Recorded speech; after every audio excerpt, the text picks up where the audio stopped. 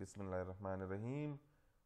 Project management में एक बहुत अहम काम प्रोजेक्ट स्कोप मैनेजमेंट है।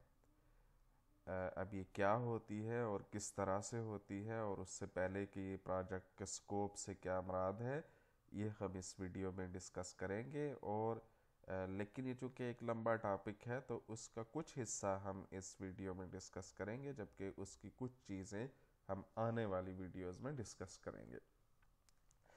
तो सबसे पहले हमें ये देखने की ज़रूरत है कि प्रोजेक्ट के स्कोप से क्या मुराद है।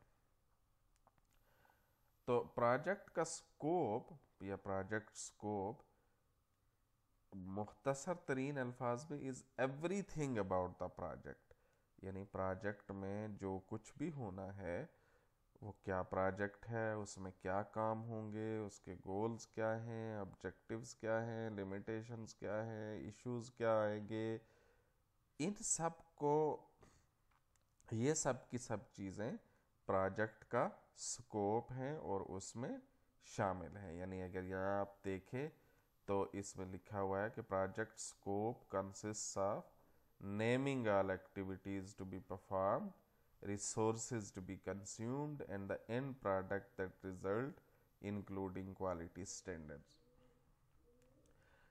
यानी जो कुछ भी प्रोजेक्ट में होना है और उसमें जो रिसोर्सेज लगने हैं और उससे जो कुछ हासिल होना है, उसके क्या क्वालिटी स्टैंडर्ड्स होंगे वगैरह वगैरह, ये सब कुछ प्रोजेक्ट के स्कोप का हिस्सा है। अब स्कोप मैनेजमेंट यानी प्रोजेक्ट का स्कोप, अब आपको समझ आ गया कि प्रोजेक्ट के दौरान जो कुछ होना है और उससे रिलेटेड जितनी चीज़ें हैं वो प्रोजेक्ट के स्कोप का हिस्सा है। अब प्रोजेक्ट स्कोप मैनेजमेंट, जाहिर है इस स्कोप को मैनेज करने का नाम है, लेकिन इसकी स्कोप की मैनेजमेंट से क्या मुराद है, तो इसे हम यूं कह सकते हैं कि it is the function of controlling a project in term of its goals and objectives through the processes of conceptual development, full definition, execution and termination. कि कंसेप्चुअल डेवलपमेंट से लेकर टर्मिनेशन तक ये 3-4 प्रोसेसेस के ज़रिए प्रोजेक्ट के goals और objectives को कंट्रोल करना। कंट्रोल करने से क्या मुराद है कि अव्वल तो ये तय करना कि वो ऑब्जेक्टिव्स और गोल्स क्या होंगे, और दोम ये कि उनको हासिल करने के लिए जितने प्लान्स की ज़रूरत है, जो कुछ करने की ज़रूरत है, वो किया जाए। ठीक है जी। प्रोजेक्ट स्कोप मैनेजमेंट का बुनियादी तरीन फोकस इस चीज़ पर होता है कि प्रोजेक्ट के स्कोप में आने वाली हर चीज़ के मुतल्लिक तफसीली प्लान्स डेवलप किए जाए, और ये हर चीज़ की प्लानिंग की जाए कि ये चीज़ इस तरह से होगी, ये इस तरह से होगी, इस तरह से होगी, इसमें ये जो इश्यूज आएंगे उनको ऐसे सॉल्व किया जाएगा, ये एक्टिविटी यूं की जाएगी, फलां बंदा करेगा। ये सारा कुछ इसके जो प्लान्स डेवलप कर करके बेसिकली ये इंश्योर करना कि ये प्रोजेक्ट के जो अल्टीमेट गोल्स हैं वो अच्छे तरीके से सेट हों और अच्छे तरीके से अचीव हों, तो ये प्रोजेक्ट की स्कोप मैनेजमेंट होगी। स्कोप मैनेजमेंट में कई एक चीज़ें आती हैं। एक तो कंसेप्चुअल डेवलपमेंट है सबसे पहली चीज़। उसके अंदर फर्दर कई चीज़ें हैं, मिसाल के तौर पर प्रॉब्लम स्टेटमेंट है, रिक्वायरमेंट गैदरिंग है, information gathering, constraints, alternative analysis, project objectives, business case, statement of work, project charter. इसी तरह से स्कोप स्टेटमेंट है, goal criteria, management plan, work breakdown structure, scope baseline, responsibility assignment matrix. अच्छा, फिर एक तीसरी चीज़ वर्क ऑथराइजेशन है, चौथी चीज़ स्कोप रिपोर्टिंग है, और उनके अंदर आप देख सकते हैं कई चीज़ें हैं, कंट्रोल सिस्टम्स हैं, प्रोजेक्ट क्लोज आउट है। इस वीडियो में हम ये जो पहली दो चीज़ें हैं, कंसेप्चुअल डेवलपमेंट और स्कोप स्टेटमेंट, उनको हम डिस्कस करेंगे। तो आप देख सकते हैं कि कंसेप्चुअल डेवलपमेंट एक चीज़ है और उसके आगे उसके अंदर फर्दर कई चीज़ें हैं। तो हम ये देखेंगे कि स्कोप डेवलपमेंट खुद क्या, कंसेप्चुअल डेवलपमेंट खुद क्या चीज़ है, और इसके अंदर ये जो चीज़ें हैं ये क्या चीज़ें हैं, एक हम ये देखेंगे, दूसरा स्कोप स्टेटमेंट के मतलब हम देखेंगे। इस वीडियो में बाकी की चीज़ें हम आने वाली वीडियोस में डिस्कस करेंगे। तो कंसेप्चुअल डेवलपमेंट से क्या मुराद है, यानी प्रोजेक्ट स्कोप मैनेजमेंट में पहली चीज कंसेप्चुअल डेवलपमेंट है।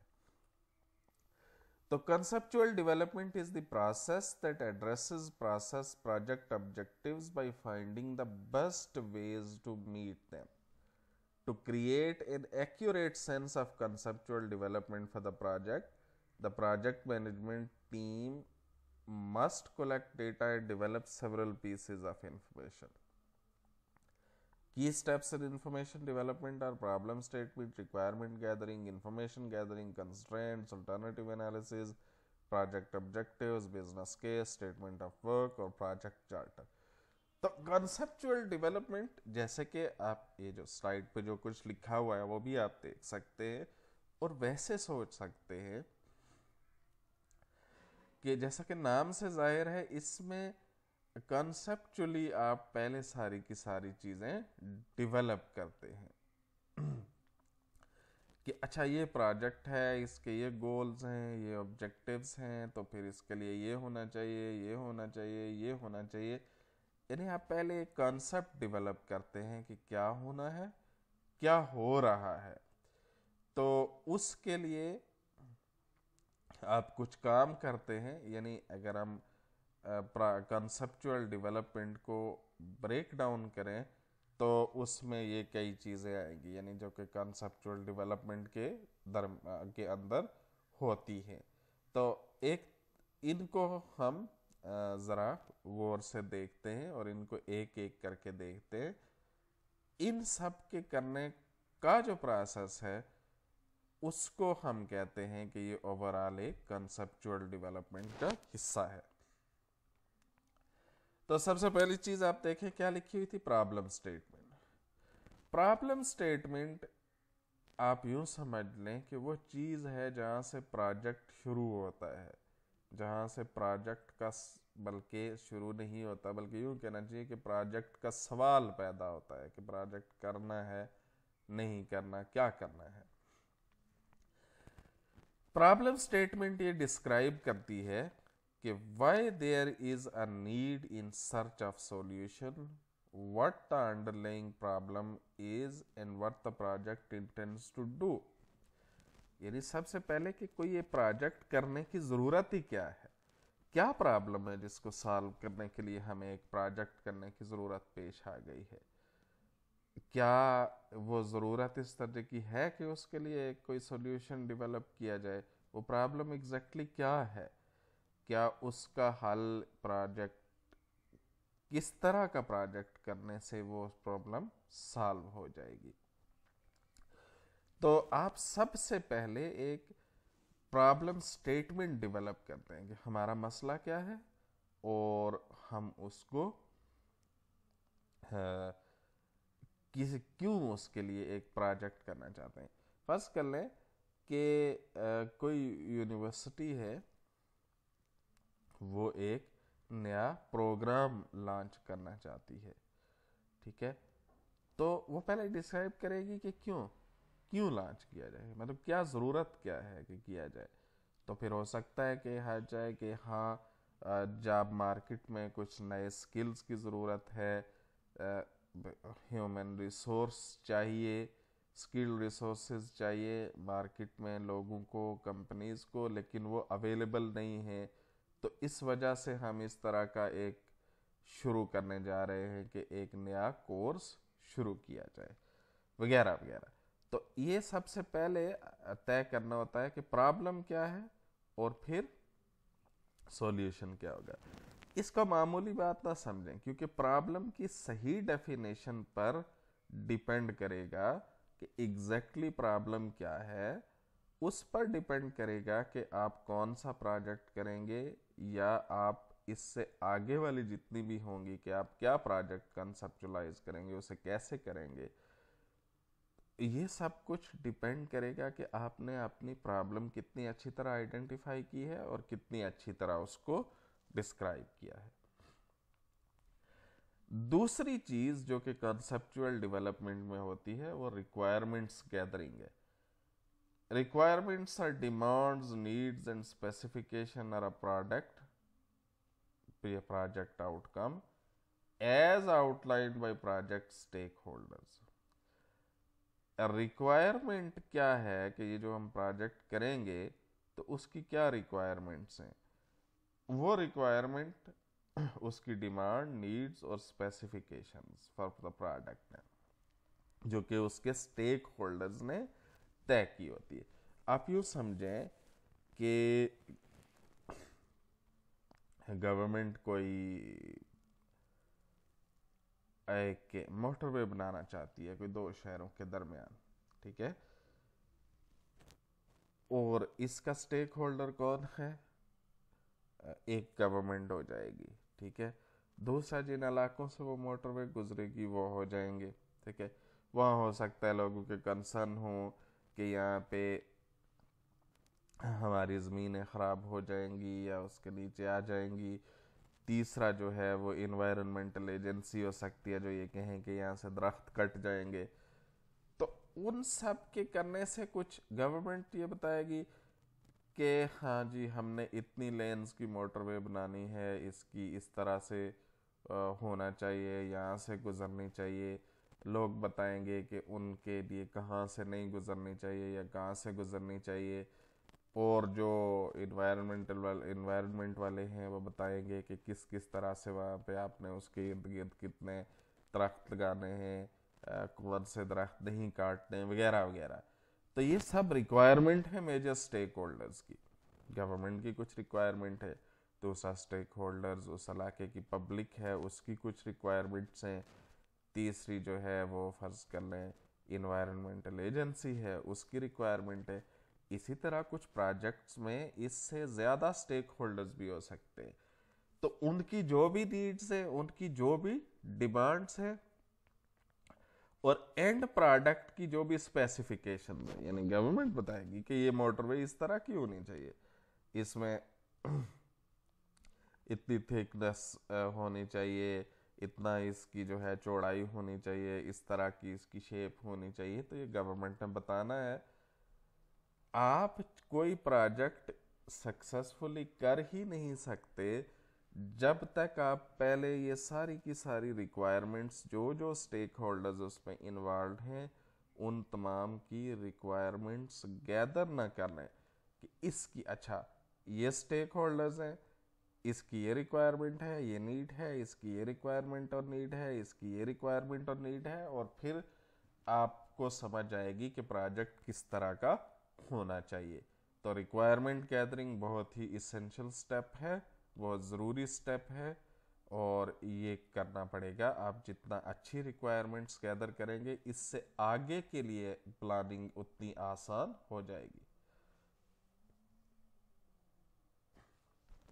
अच्छा, उसके बाद दूसरी चीज इंफॉर्मेशन गैदरिंग है।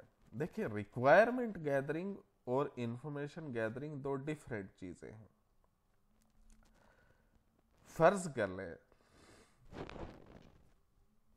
मुझे ये पता चलता है मैं कोई प्रोजेक्ट मैनेजर हूँ या प्रोजेक्ट मैनेजमेंट टीम का हिस्सा हूँ, और हमें ये पता चलता है प्रोजेक्ट है एक घर बनाना है 5 मरले के या 10 मरले के एक प्लाट पर एक घर बनाना है।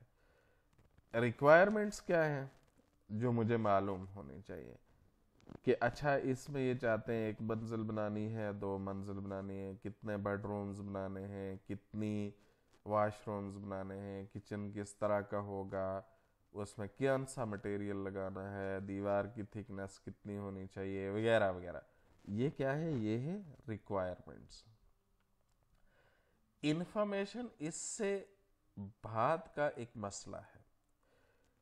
अब मुझे मिसाल के तौर पर प्रोजेक्ट मैनेजर हूं तो मैं कहूँगा अच्छा मैंने ये घर बनवाना है तो मुझे मालूम होना चाहिए कि इस घर बनाने के लिए कहाँ कहाँ से मुझे चीज़ें मिलेंगी, ठीक है, आसपास कौन कौन से ऑप्शंस हैं, मुझे मज़दूर कहाँ से मिल सकते हैं, और ज़्यादा जल्दी कहाँ से मिल सकते हैं, जो मटेरियल है वो कहाँ से मिलना है, अच्छा मटेरियल कहाँ से मिलता है, इस स्पेसिफिकेशन का मटेरियल कहाँ से मिलता है, ये जो साहब हैं जिनका घर बन रहा है, जो क्लाइंट हैं, वो किस तरह का बंदा है, क्या वो रोज़ आके सर पे खड़ा रहेगा या वो कभी कभी आएगा, ये भी मुझे प्लान करने में मदद देगा कि मैं उसको किस तरह से करूँगा। उस तो ये तमाम की तमाम क्या है, ये इंफॉर्मेशन है जो कि रिक्वायरमेंट्स क्या है, जो कस्टमर को चाहिए। इंफॉर्मेशन ये है कि उस जो वो चाह रहा है वो हमने अगर देना है, तो इस वक्त यहाँ पे सिचुएशन क्या है, मटेरियल कहाँ से मिलेगा, टॉप मैनेजमेंट कितनी कमिटमेंट है, और वहाँ किस तरह के लोग हैं, उनके क्या क्या इश्यूज है। तो ये सारी की सारी होगी इंफॉर्मेशन जो मुझे बेहतर प्लान करने और काम करने में मदद देगी।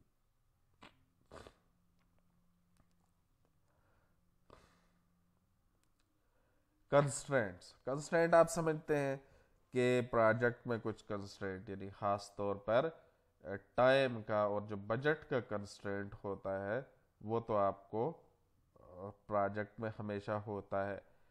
तो आपको उन कंस्ट्रेंट्स का मालूम करना भी कंसेप्चुअल डेवलपमेंट का हिस्सा है, और उसको फिर समझना कि ये क्या कंस्ट्रेंट्स हैं, ताकि उन कंस्ट्रेंट्स के मुताबिक आप आगे फर्दर प्लानिंग कर सकेंगे। ऑल्टरनेटिव एनालिसिस ये भी एक अहम चीज़ है। ऑल्टरनेटिव एनालिसिस ये है कि आप प्रॉब्लम पर सोचते हैं कि अच्छा ये प्रॉब्लम है, अच्छा इसका सॉल्यूशन क्या है। आप डिफरेंट सिनेरियोज सोचते हैं। मिसाल के तौर पर प्रॉब्लम ये है, हम कहें जी कि हमारा क्लाइंट है, उसे घर चाहिए, ठीक है, तो या जो समझे कि एक कंपनी है, उसे अपने ऑफिस के लिए जगह चाहिए, ठीक है। अब उस ये नीड है, इस नीड को पूरी करने के लिए कोई प्रोजेक्ट करना पड़ेगा, लेकिन वो प्रोजेक्ट क्या होगा, आप अल्टरनेटिव एनालिसिस करेंगे। अच्छा,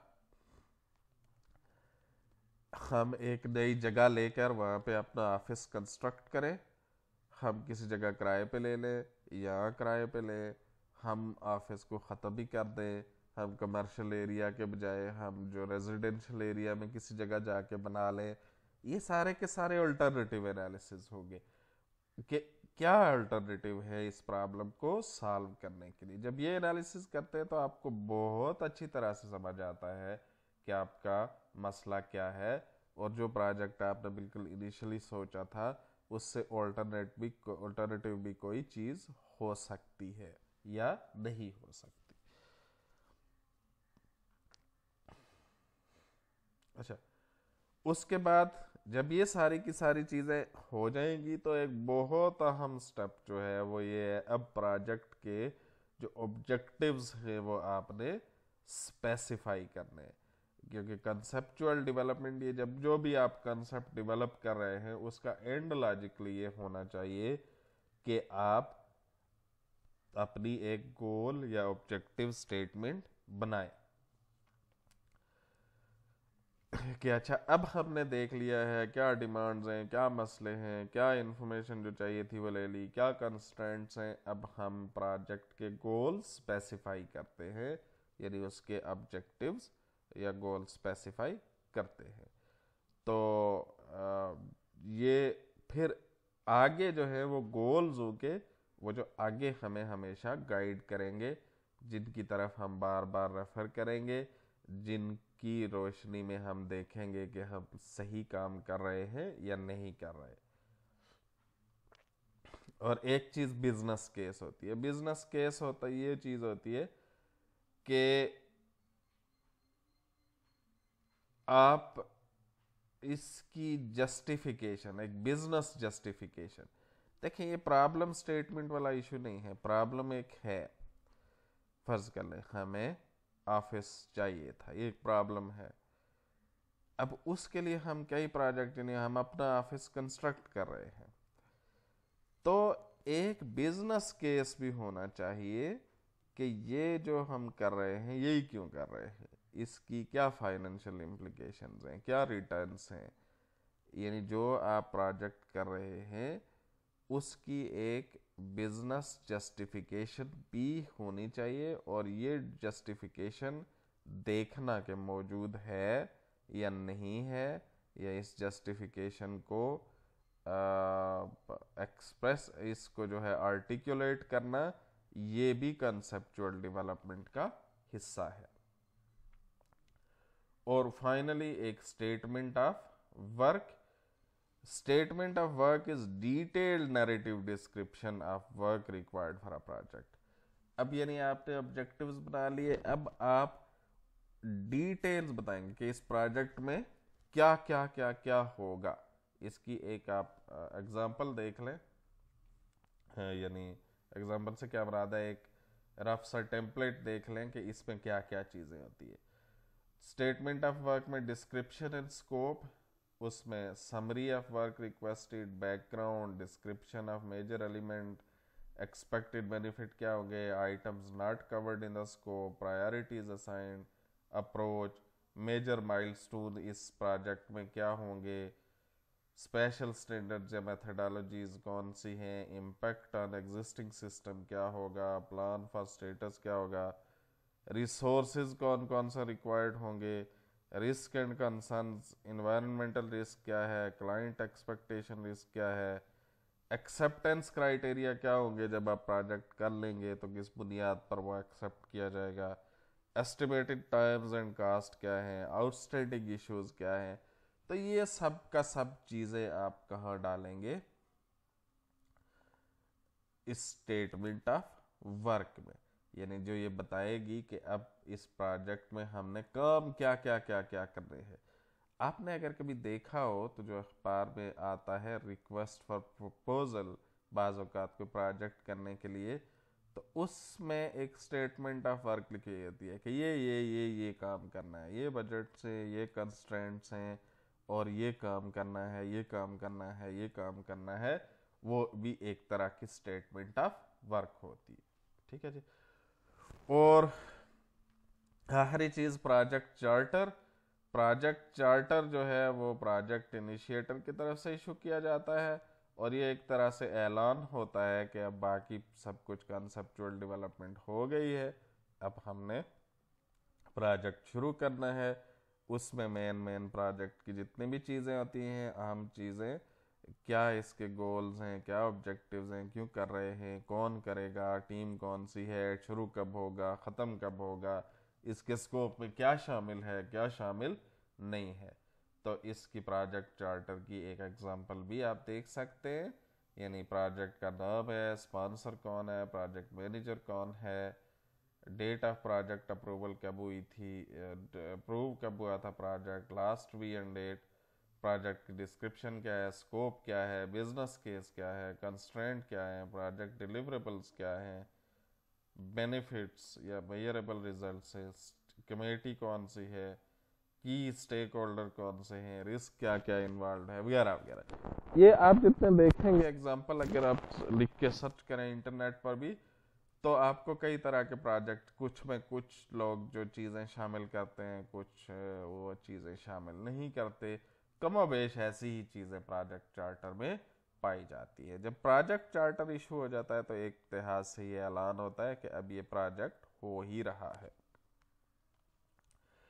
fine, going back to project scope management.